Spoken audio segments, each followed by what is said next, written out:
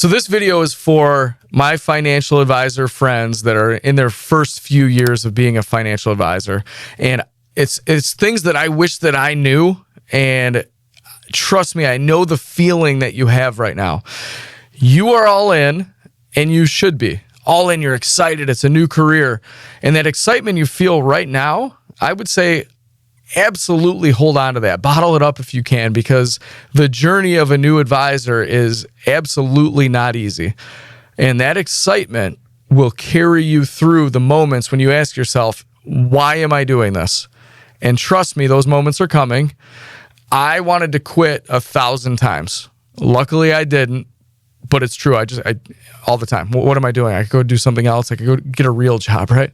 But now, here's my thing. I have a hard time watching new advisors in their early years, not because they're struggling, but actually because they're winning, which sounds interesting, but I totally mean it. If you're crushing it and you're crushing the household counts, you're a big producer already, they're making a big deal about you, you're on trips, cruises, you got a cool suit, that's awesome.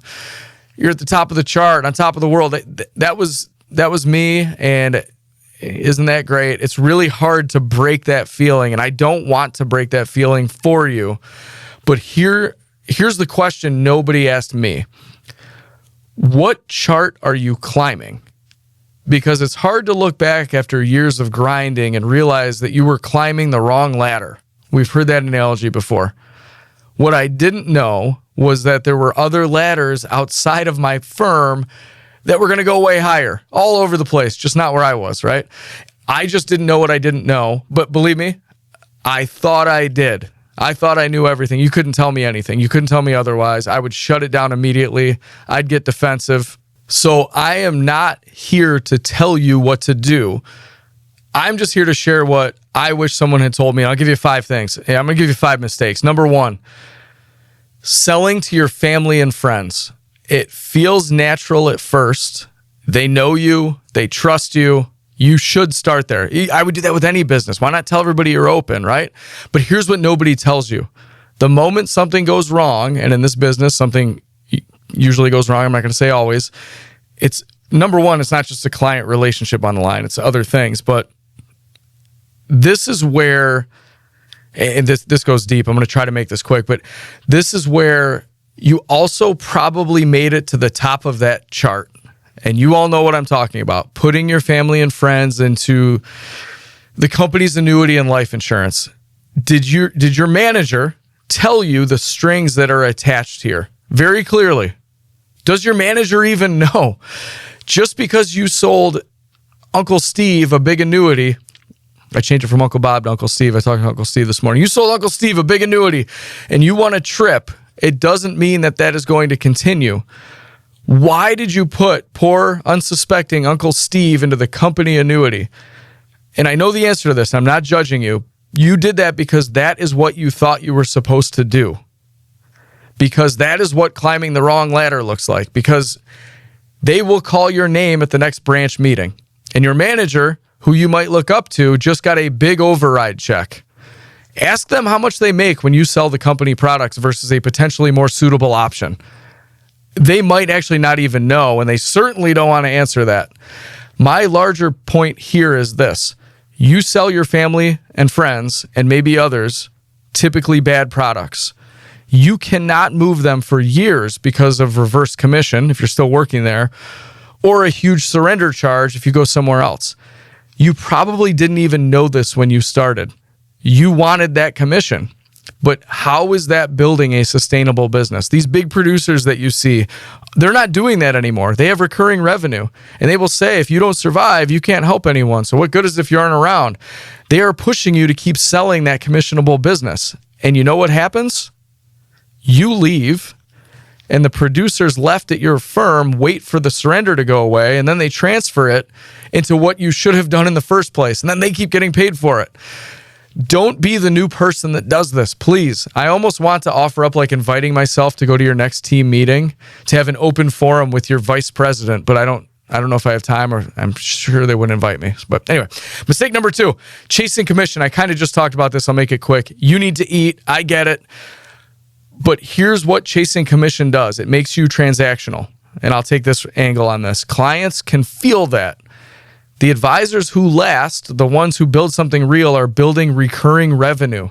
They're building trust. They're building a practice that pays them whether they make a sale this week or not. And I know sometimes for some of you, you can't even picture that, but you got to start early. You start doing this soon and building that recurring revenue and that trust in the relationships. It will stack up quicker than you think it will. You don't need that big commission. It is not worth going on the trip. You can buy your own trip later on, trust me.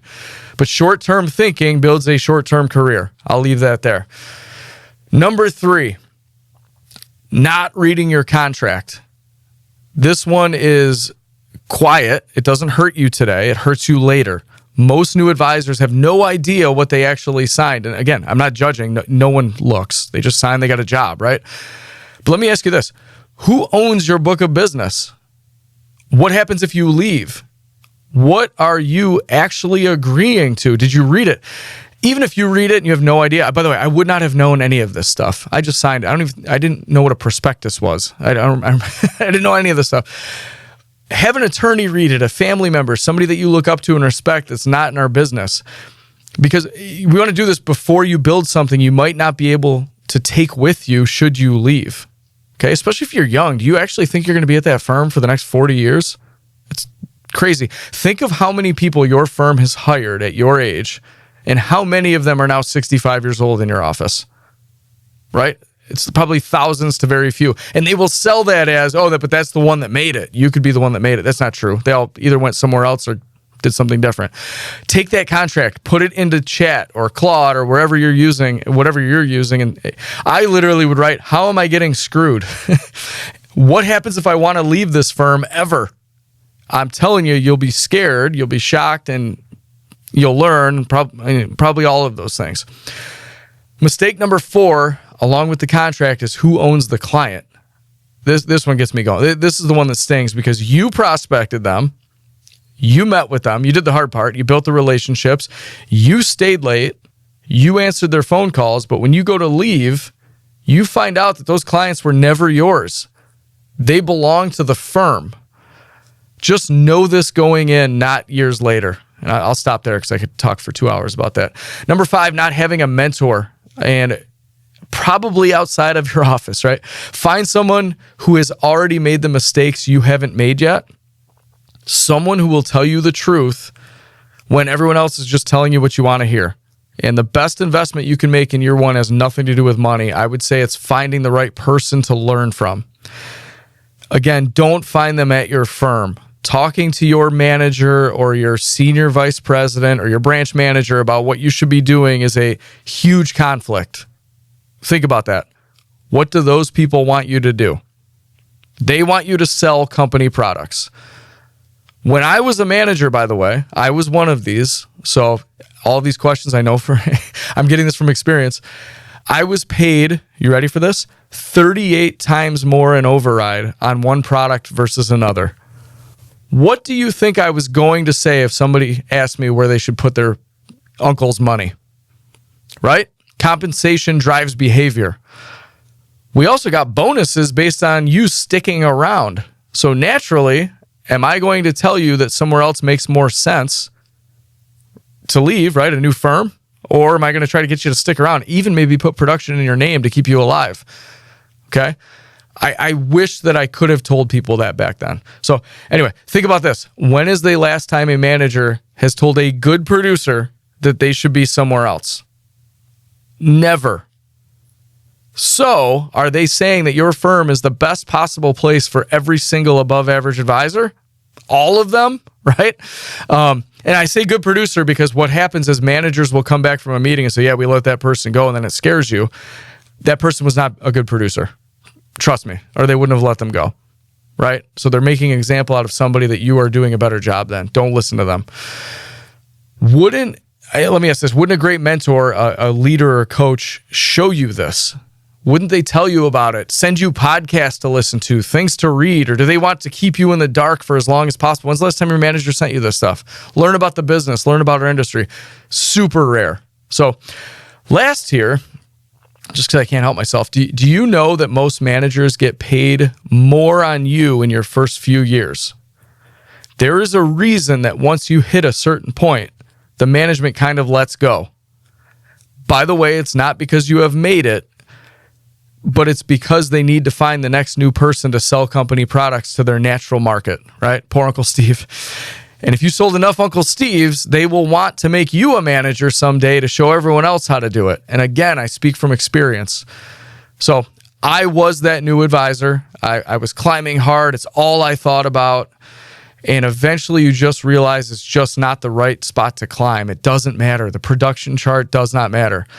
I am telling you this to slow you down. And I'm telling you this to make sure you're running in the right direction, because you have something that most advisors lose over time. You have two things as I say that out loud. Number one, you have the hunger. That does fade over time. And number two, you have time. You have tons of time. Don't waste it. I feel like I had a 15-year gap because I wasted it at the wrong place, selling the wrong thing. All right? Don't do that. If any of this hits home, just shoot us a text, 585-485-0947. Just a conversation. It's just a conversation that I wish somebody had with me when I was starting out. Hopefully you found it valuable. Make it a great day.